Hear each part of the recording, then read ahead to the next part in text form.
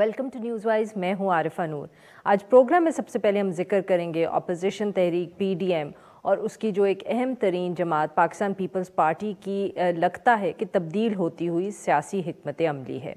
2 रोज़ कबल चेयरमैन बिलावल भुट्टो ज़रदारी साहब ने एक प्रेस कॉन्फ्रेंस की, जिसके दौरान उन्होंने ये मौक़िफ़ इख्तियार किया कि वज़ीर आज़म इमरान खान साहब को और उनकी हुकूमत को अगर आइनी और जमहूरी तरीक़े से घर भेजना है तो उसके लिए सिर्फ एक ही रास्ता है और वो है तहरीक अदम एतमाद। बिलावल भुट्टो ज़रदारी साहब के बकौल वो इस ऑप्शन के ऊपर PDM की बाकी जो जमातें हैं उनके साथ भी बात करेंगे और एक इत्तफ़ाक़ राय पैदा करने की कोशिश करेंगे।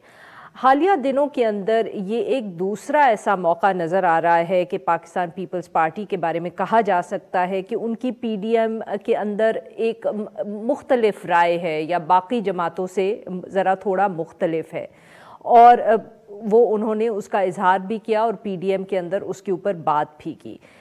इससे पहले जब ये इशू सामने आया कि क्या इस्तीफ़े देने चाहिए असेंबलियों से, तो इस पे भी पाकिस्तान पीपल्स पार्टी वो जमात थी जिसने सबसे पहले ये कहा कि इस ऑप्शन को अभी के लिए मुलतवी कर देना चाहिए, सेनेट और ज़िमनी इंतखाबात के अंदर हिस्सा लेना ज़रूरी है। और उनके इस मौक़िफ़ के बाद लगा कि पाकिस्तान मुस्लिम लीग नवाज़ भी उनकी तरह ही सोचती है।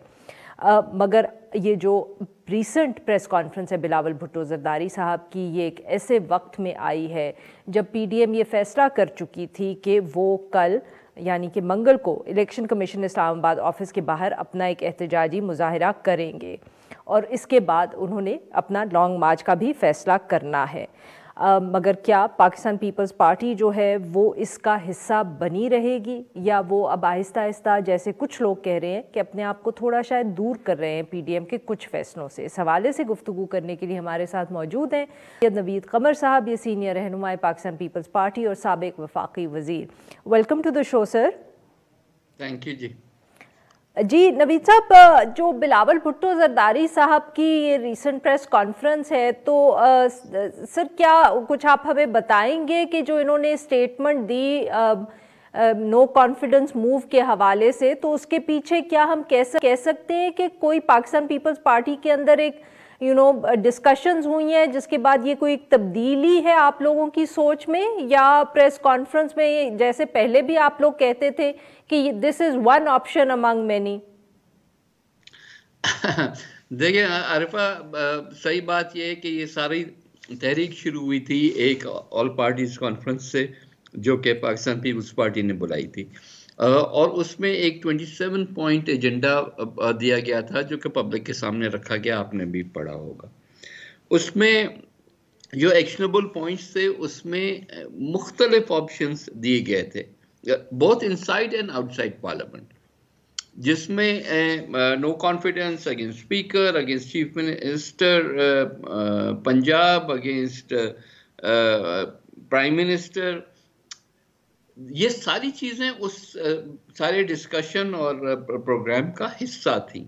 उसके साथ साथ आउटसाइड पार्लियामेंट का के जलसे करना, रैलीज करना और फिर लॉन्ग मार्च करना, एंड अल्टीमेटली इस्तीफे देना। अब ये सारा का सारा एक गेम प्लान है। पता नहीं कैसे, I don't know if there were certain agendas that were working, लेकिन ये सारी चीज़ें पीछे रह गई और सिर्फ 1 पॉइंट एजेंडा था कि इस्तीफे दो, आज दो, उसके बाद क्या, उसका कुछ नहीं पता। So what Peoples Party has done is कि brought the whole thing back on track कि जी ये पूरा गेम प्लान था, हमें हमारे पास सारे ऑप्शंस होने चाहिए, हम उन सबको एक्सरसाइज कर सकते हैं एट द अप्रोप्रिएट टाइम। प्रीमैच्योरली कोई भी कार्ड खेलने से हमें नुकसान ही होगा, फायदा नहीं होगा। तो ये जब बिलावल साहब कह रहे हैं नो कॉन्फिडेंस का भी, वो ऑब्वियसली ये कह रहे हैं कि जो हमने प्रोग्राम्स बनाए थे ये सारी चीजें उसका हिस्सा थी, और हम उसको सिर्फ इस्तीफे दे के और घर जाके सो जाने में तो नहीं बिलीव करते ना। We want to exercise all our rights and this is one of our options, और ये ज्यादा कॉन्स्टिट्यूशनल ऑप्शन है। नवीद साहब, तो फिर जब अगर हुकूमत को एक डेडलाइन देते हैं 31 जनवरी के कि वो तब तक इस्तीफ़ा दे दें वरना, तो अब क्या हम ये समझें कि पाकिस्तान पीपल्स पार्टी की तरफ से ये तजवीज़ सामने आएगी कि अब 31 जनवरी की तारीख गुजरने के बाद नो कॉन्फिडेंस मूव के ऊपर आप लोग पीडीएम मिलके कोई फैसले करे या उस पे फोकस करे, या फिर लॉन्ग मार्च होगा और उसके बाद आप नो कॉन्फिडेंस मूव के बारे में सोचेंगे? कुछ प्लान तो जैसे है, बट अब इस प्लान की कुछ हमें क्रोनोलॉजी भी सर समझाएं। देखिए, अब जाहिर है कि इस वक्त हमने, जैसे पीडीएम ने पूरा फरवरी के महीने में जलसे और जुलूसों का एक प्रोग्राम दिया है, उसके फौरन बाद सेनेट के इलेक्शंस होने।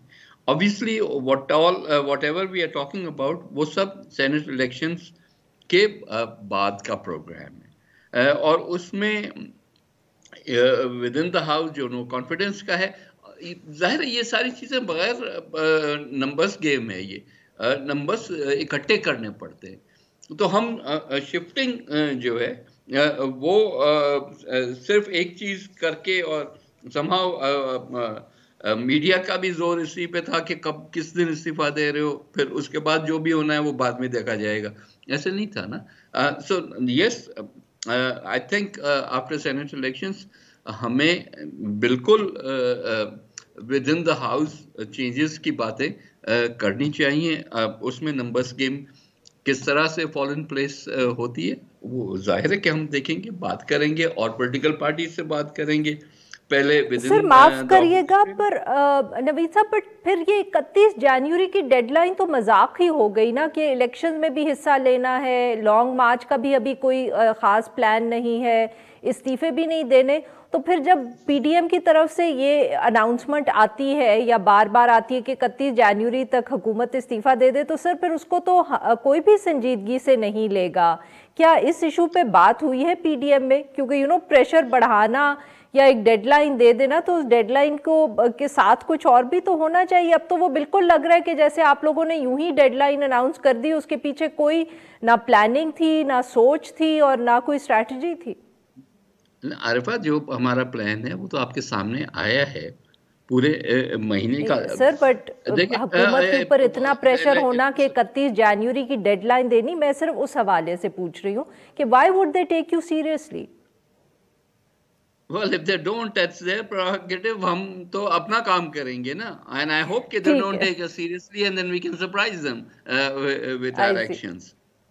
तो so the surprise is the main attack. You cut me off. कि जाहिर है we'll be talking not only to the opposition groups but also to the allies and people on the other side. और उसके बाद हमें देखना होगा कि अगर नंबर्स सही हैं, क्योंकि स्पीकर का और प्राइम मिनिस्टर के वोट में फ़र्क होता है, एक सीक्रेट बैलेट से होता है, एक ओपन बैलेट से होता है। सो वी हैव टू सी कि उस स्टेज पे हमें क्या सूट करता है, but you will be seeing move in that direction initially. Sir क्या जो ये इतलात हैं फिर के, क्योंकि अब ऑब्वियसली आप लोगों की जो सोच है पाकिस्तान पीपल्स पार्टी की, उसके अंदर, और जो मरियम नवाज साहिबा की अगर हम सोच कह लें या मौलाना फजलुर रहमान साहब की सोच कह लें, उसमें एक वाज़ेह फ़र्क नज़र आ रहा है। कहीं ये इख्तलाफात जो हैं, कहीं ये तो वजह नहीं है कि बिलावल भुट्टो जरदारी साहब हमें ना जलसे में पिछली दफ़े लोरलाई में नज़र आए, ना अब वो कल एहतजाज के लिए ईसीपी के सामने आ रहे हैं। आई नो कि उनकी वजूहात हैं कि वो क्यों नहीं कहीं पहुंचे, मगर ये भी बात आपको माननी पड़ेगी कि बहुत से लोग कह रहे हैं कि इख्तलाफात इतने बढ़ गए हैं कि शायद बिलावल भुट्टो जरदारी साहब अपने आप को दूर रख रहे हैं। बिल्कुल, ये मैं ख्वाहिश है गवर्नमेंट की, और जो गवर्नमेंट के एजेंडा पे बातें कर रहे हैं वो ज़रूर ये बातें कर रहे हैं, क्योंकि उनकी पहले दिन से ये देरीना ख्वाहिश है कि पीडीएम टूट जाए, लेकिन पीडीएम नहीं टूट रही, ना ही कोई इसके जाहिर है इतनी सिर्फ इख्तिलाफात टूटने की बात नहीं। प्लीज लेट मी कंप्लीट, नहीं ऐसे नहीं करें, let me complete my sentence. इतनी पार्टीज हैं, मुख्तलिफ व्यू पॉइंट्स हैं, ये तो मैं नहीं कह रहा हूँ कि पहले दिन से यूनानिमसली सब पार्टीज जो है वो मर्ज हो गई और एक पार्टी हो गई, ऐसे नहीं है। हर एक ने अपना अपना व्यू पॉइंट रखना है, और उसमें हर एक ने पुल एंड पुश जो करना है अपने तरीके से करना है। तो हमने फिर जैसे मैंने कहा, when we brought the agenda back to where it started from, तो उसमें आपको शायद ये लग रहा है कि जी इस्तीफा तो नहीं मिला, तो इस्तीफा was a 1 point agenda of PDM, अब वो नहीं हुआ तो सब कुछ खत्म हो गया, ऐसा नहीं है ना. There are so many other things, so many other steps that has to work towards that. पर उसके लिए जाहिर है everybody has to be on board. ना पीपल्स पार्टी कोई सोलो फ्लाइट कर रही है ना करेगी, एंड आई डोंट थिंक कि दूसरी पार्टीज भी ऐसे करेगी. सो कंसेंसस बिल्डिंग में और इतनी सारी पार्टीज को साथ लेके चलने में ये तो जरूर आता है कि कभी कोई चीज ज्यादा तेज नजर आती है, कभी कोई चीज जो है वो कम तेज नजर आती है. तो ये this you will be seeing at different points, but direction एक ही है. और इसमें प्रैक्टिकल डिफिकल्टीज भी हैं, टू बी ऑनेस्ट. जनवरी में लॉन्ग मार्च करके सिट इन करना जो था in the winters Islamabad sir, में, very quickly we running out of time, पर आपके ख्याल में ये बात अजीब नहीं है या अजीब लगता नहीं है कि बिलावल भुट्टो जरदारी साहब लोरेलाई के जलसे में भी नहीं पहुंचे और अब वो कल एहतजाज के लिए भी नहीं आ रहे ईसीपी के सामने? तो जब इख्तलाफात की बात है, पीटीएम के तोड़ने टूटने की कोई इशू नहीं है. हैदराबाद के जलसे को जब वो होस्ट करेंगे और सबको वहां वेलकम करेंगे तो फिर क्या आप कहेंगे? अजीब की तो बात नहीं है ना. मैंने कहा फिर आप क्या कहेंगे कि ये तब नहीं अजीब लगेगा कि जी कैसे पार्टिसिपेट कर रहे हैं when he is hosting that event जो नेक्स्ट बड़ा जलसा. आपके ख्याल में कोई अजीब बात नहीं है कि बिलावल भुट्टो जरदारी साहब 2 मेन इवेंट्स पे नहीं आए पीडीएम के? हर एवरी सिंगल इवेंट पे कोई भी लीडर नहीं गया है. ना मौलाना फजल रहमान गए, ना मरियम साहिबा गई हैं, ना बिलावल साहब गए. तो ये एक्सपेक्ट करना कि पूरे के पूरे इकट्ठे 11 लोग जो है एक ही जीप पे खड़े होके हर जलसे हर इवेंट, कोई छोटे होते हैं कोई बड़े होते हैं, तो हर एक का अपना अपना वो नेचर है ना. तो ये नहीं है कि पार्टिसिपेशन नहीं हो रही. हमारे सेक्रेटरी जनरल भी हैं, हमारे फॉर्मर प्राइम मिनिस्टर भी हैं, ये सारे वो लीड करेंगे कल के इवेंट को, और they will people's party will very much be visible over there. सारे पार्टी है इतनी बड़ी, it's not just one person, और he is fully committed to the activities tomorrow. और हमारी अपने ख्याल में भी कल वाली इवेंट जो है बहुत इम्पोर्टेंट है, और उसमें पूरी हद तक पार्टिसिपेशन जो है वो होनी चाहिए. बहुत बहुत शुक्रिया सर, आपने हम की नाजरीन यहाँ पे लेंगे एक छोटा सा ब्रेक, और जब हम ब्रेक से वापस आएंगे तो हम बात करेंगे अफगानिस्तान की. Stay with us.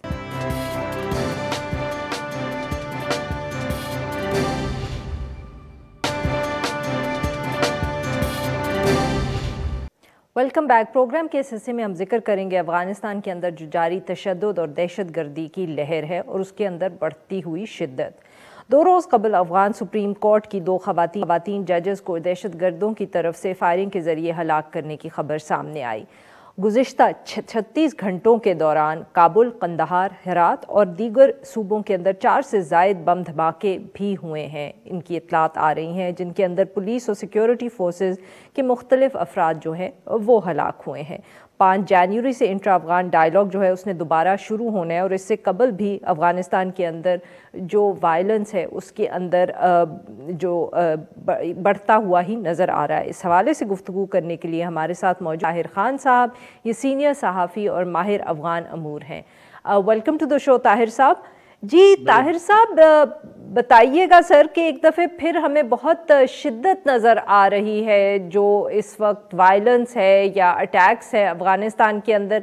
सर, इसकी कोई ख़ास वजह आपकी समझ में आती है? बहुत शुक्रिया आपका. ख़ास वजह तो एक ही है कि लोगों में खौफ और हिरास फैलाया जाए ऐसे वक्त में जबकि कतर में बैनुल अफ़गानी मुज़ाकरात में कोई पेशरफ भी नहीं हो रही. वहाँ पे अभी तक एजेंडे के आइटम्स पे भी दोनों फरीक मुत्तफिक नहीं हुए, और वो एक मसला है. और मौजूदा अमरीकी हुकूमत में सिर्फ 2 दिन रह गए हैं, तो एक गैर यकीनी की सूरत हाल भी है मुज़ाकरात के हवाले से. और काबुल में जो एक हदफ बना करके जो लोगों को अब निशाना बनाया जा रहा है, जिस तरह आपने जिक्र भी किया, कल दो खवातीन जजों को, और मुसलसल आज भी हमला हुआ है काबुल में तकरीबन रोज़ाना।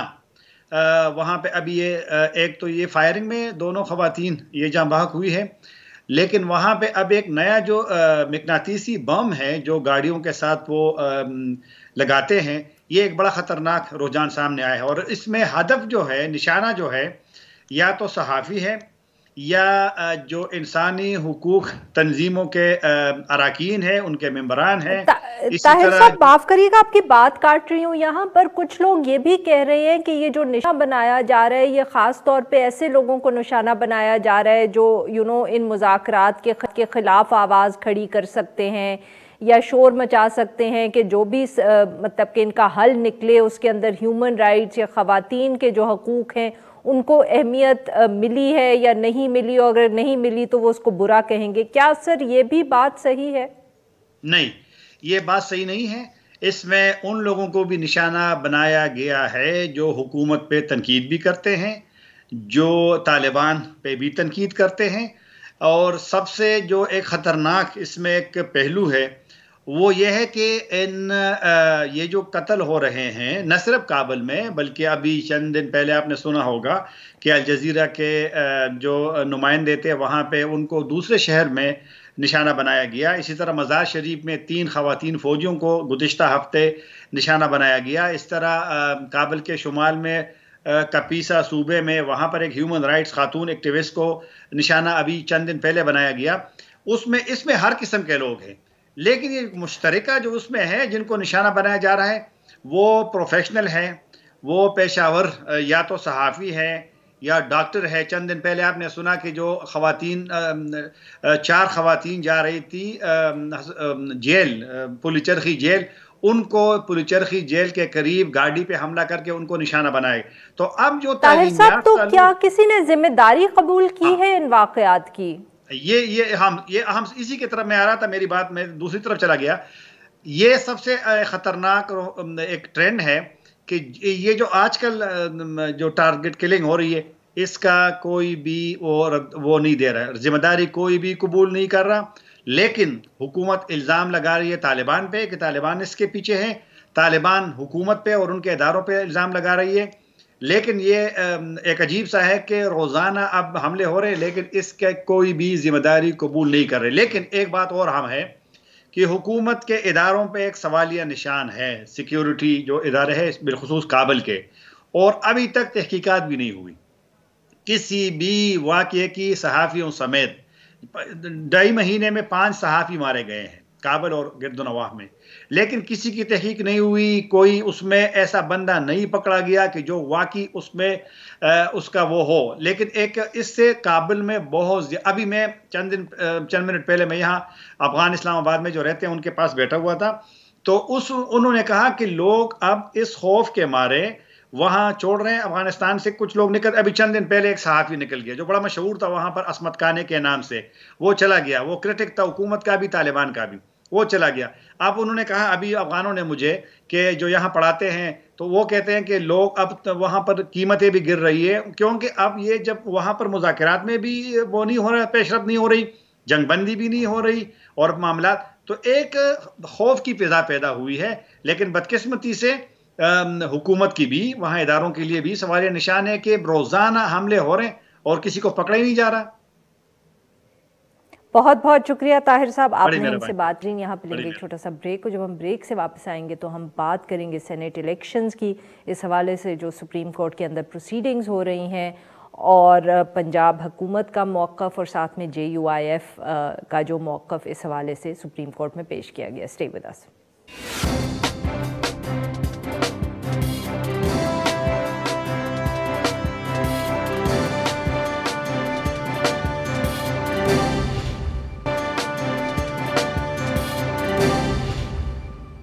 Welcome back. प्रोग्राम के आखिर में हम जिक्र करेंगे एक आइनी बहस का जो इस वक्त सुप्रीम कोर्ट के अंदर जारी है और उसके ऊपर जो मुख्तलिफ व्यू पॉइंट सामने आए हैं। सदर मुमलिकत की तरफ से सुप्रीम कोर्ट के अंदर सेनेट का जो इलेक्शन है उसको ओपन बैलेट के ज़रिए करने की जो तजवीज़ है उसके ऊपर आइनी राय के लिए रेफरेंस दायर किया गया है। वफाकी हुकूमत का जो मौक़िफ़ है वो ये है कि सेनेट इंतखाबात को अगर शफाफ बनाना है तो ओपन बैलेट वोट जो है वो बहुत ज़रूरी है और इसके लिए किसी आइनी तरमीम की ज़रूरत नहीं है, सिर्फ इलेक्शन एक्ट 2017 के अंदर तरमीम की जा सकती है।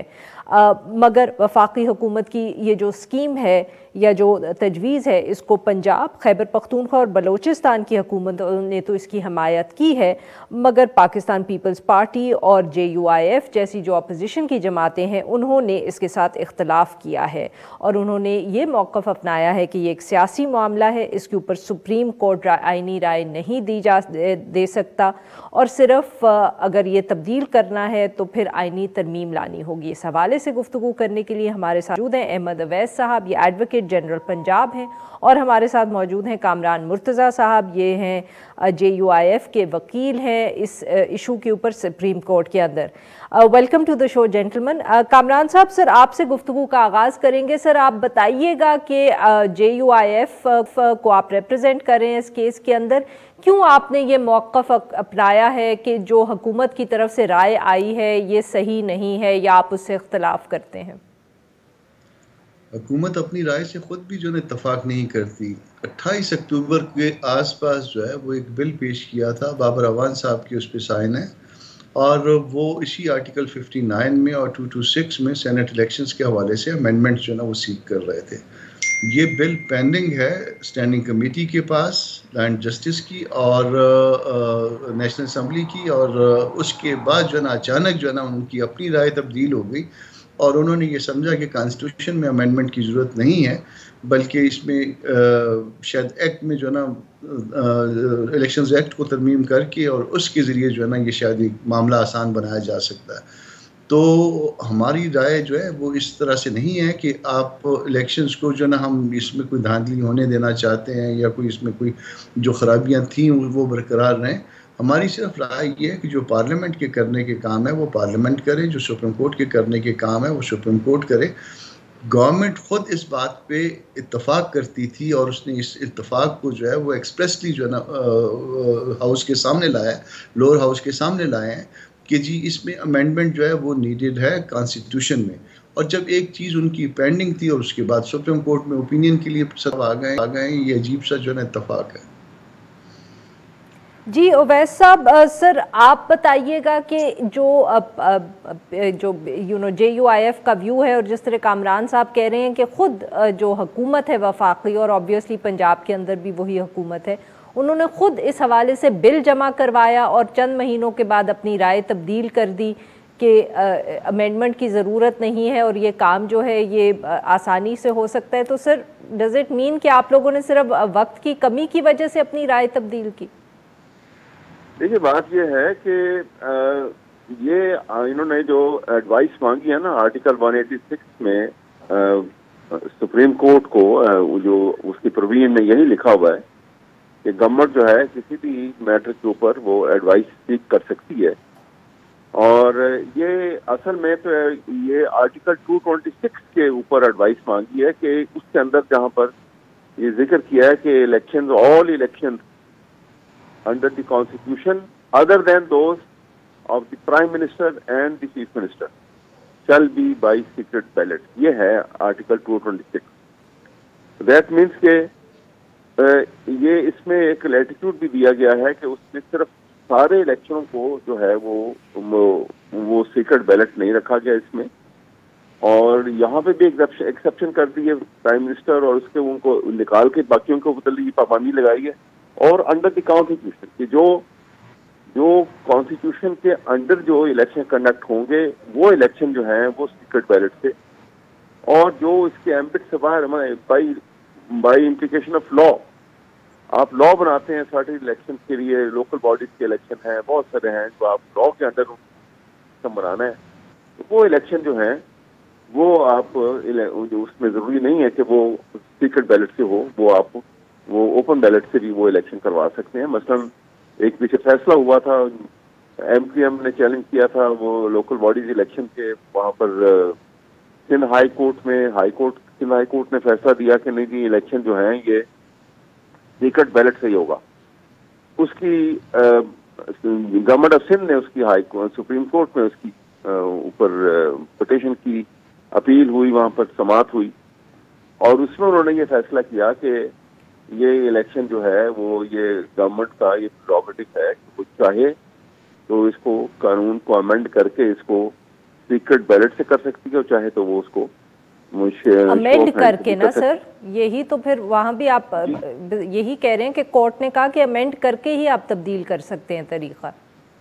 नहीं, अमेंड तो उन्होंने किया था, उन्होंने तो उसमें उन्होंने वो लिखा कि ये अमेंडमेंट के इन्होंने उस वो एक जो क्रिटिकल डेट थी उसके बाद की अमेंडमेंट आई हुई है, इसलिए ये अब अप्लाई नहीं करेगी, लेकिन आप फ्यूचर में मतलब अदरवाइज इट इज पॉसिबल कि ऐसा किया जा सकता है। तो इसीलिए यहाँ पे ये एडवाइस यहाँ पे इनसे मांगी थी, आर्टिकल 226 के अंदर ये एडवाइस मांगी है कि क्या इसको आप कैसे इंटरप्रेट करेंगे इसको। तो देखिए बेसिक इंटेंशन जो है ना वो आप सामने रखिए, और बेसिक इंटेंशन ये है कि पार्लियामेंट जो है ये मुल्क का सबसे प्रेस्टिजियस इंस्टीट्यूशन है, जो जहाँ पे आप लॉ मेकिंग का काम होता है, जो कॉन्स्टिट्यूशन जिसने बनाया और कॉन्स्टिट्यूशन के अंदर सबसे बड़ा फंक्शन का अदारा जो सारे मुल्क को चलाता है वो पार्लियामेंट। अब पार्लियामेंट के अंदर पार्लियामेंटेरियंस की जितनी इंटेग्रिटी और ऑनेस्टी होगी उसको कायम रखा जाए और ऐसे हालात पैदा किए जाएं कि जहां से उनकी इंटेग्रिटी पे कोई उंगली ना उठा सके। तो इसके पेश नजर ही असल में ये सारी की गई है कि इसको ये तरीकेकार जो है सुप्रीम कोर्ट हमें एडवाइस करे ताकि किसी को कोई ऑब्जेक्शन ना हो। सर तो आप इंटेग्रिटी पे सवाल उठाने के पीछे इलेक्शन का राइट ही ले लेंगे सेनेटर्स से। बहुत बहुत शुक्रिया सर, आपने बात की। नाजरीन यहाँ पे लेंगे एक छोटा सा ब्रेक और जब हम ब्रेक से वापस आएंगे तो कामरान मुर्तज़ा साहब से हम गुफ्तगू जारी रखेंगे। स्टे विद अस।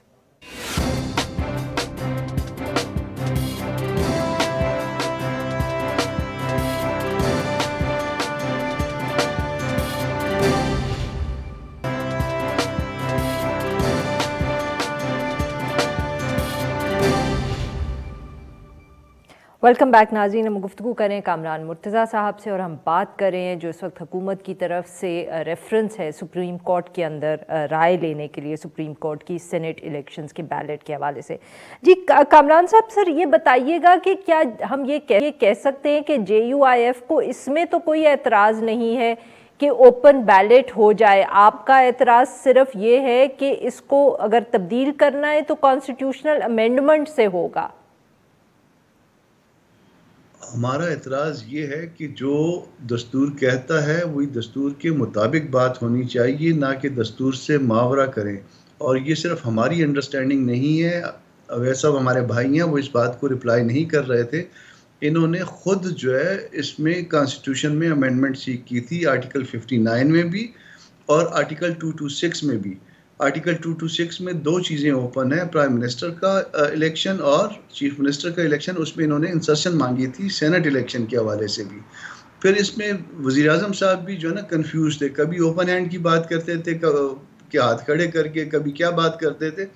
अब इन्होंने कोई और बात करना शुरू कर दी है। इन्होंने कहा कि नहीं, इलेक्शन उसी तरह से होंगे, कागज़ पे होंगे, सिर्फ नाम पीछे लिखे जाएंगे उसमें उस MPA के या उस MNA के जो वोट कर रहा है, और अब उसका पार्टी हेड वगैरह देख सकता है, मगर इस चीज़ों को भी कहीं टेबल नहीं किया गया। बात ये होती है कि जो इतने बड़े काम करने के होते हैं उसको टेबल किया जाता है, उसमें पार्टियों के साथ नेगोशिएट किया जाता है। इस तरह से नहीं होता कि वज़ीर आज़म साहब भी कंफ्यूज, उनके जो ना वज़रा भी कंफ्यूज, वो खुद अमेंडमेंट जो है ना वो मूव करे, कॉन्स्टिट्यूशन में अमेंडमेंट मूव करे, उसके बाद जो है ना सर बट ये जो तब्दीली है, क्या बाकी जमातें भी चाहती हैं कि सेनेट के इलेक्शंस के अंदर जो पार्लियामेंटेरियंस हैं उनसे आप ये हक छीन लें बेसिकली कि वो अपनी मर्जी से वोट करें? क्योंकि चाहे कॉन्स्टिट्यूशनल अमेंडमेंट भी हो, उसके बाद जब ओपन बैलेट होगा तो वो फिर अपनी मर्जी से तो वोट नहीं देंगे, उनको तो पार्टी की बात सुननी पड़ेगी। दो चीज़ें ये कर रहे हैं, एक तो ये उनसे उनके ज़मीर के मुताबिक वोट देने का हक छीनना चाह रहे हैं, दूसरा उनको अंडरमाइन कर रहे हैं। ये कह रहे हैं कि वो JUIF का इस पे क्या सर मौक़िफ़ है? हुकूमत का तो हमें पता है कि वो क्या कर रहे हैं।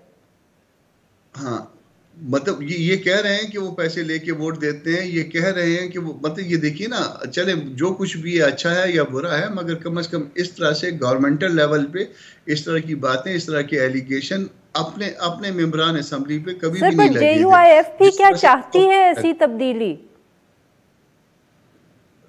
मैं नहीं समझा, आपकी बात नहीं समझा। मेरा कहने का मकसद ये है सर कि अगर कॉन्स्टिट्यूशनली वो ये अमेंडमेंट लेके आए तो क्या JUIF उसको सपोर्ट करेगी? उसको ले करें ना, उसके पहले तो इनका कंफ्यूजन खत्म नहीं हो रहा ना। वजीर आजम, मैं यही आपको अर्ज कर रहा हूँ कि वजीर आजम साहब जो है तो कंफ्यूजन है, आपका मौकफ क्या है सर? हमारा मौकफ ये है कि इस पार्लियामेंट के अंदर बैठ के बात हो सकती है, कोई तरीकाकार वजह किया जा सकता है, हर चीज में बेहतरी की गुंजाइश होती है। बहुत बहुत शुक्रिया सर, आपने हमसे बात। नाजरीन, आज के लिए बस इतना ही। Will be back tomorrow at the same time.